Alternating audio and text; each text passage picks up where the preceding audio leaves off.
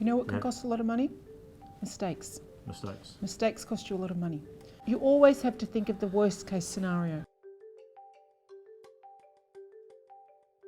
The property we're in now, originally called Bellinzona, and we've renamed it Hotel Bellinzona because we've turned it into a hotel. It sleeps 86 people, there's 43 rooms. Building size is around nearly 8,000 square metres. It's 2.5 acres of garden. Cafe, restaurant. A full luxury experience.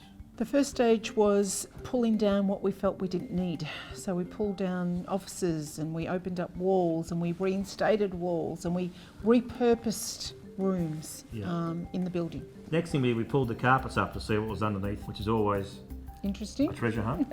Probably the hardest thing we've ever done. The most important thing to do is to get a builder involved and get a quote on something. With a historical building, you've got to have your correct trades.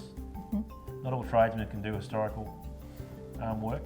They have to have experience in a heritage house. You've got to have the correct funds to do it, and you've got to have a budget to do it. And then you plan out your renovation in the way that it all rolls together. We decide what's more important, what the priority is. What's the priority of the renovation? Is it keep it authentic?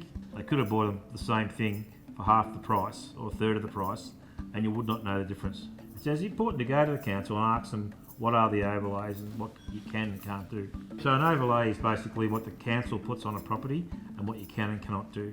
So and if you want to do something and it's got an overlay, you have to get a permit for it and it has to be approved.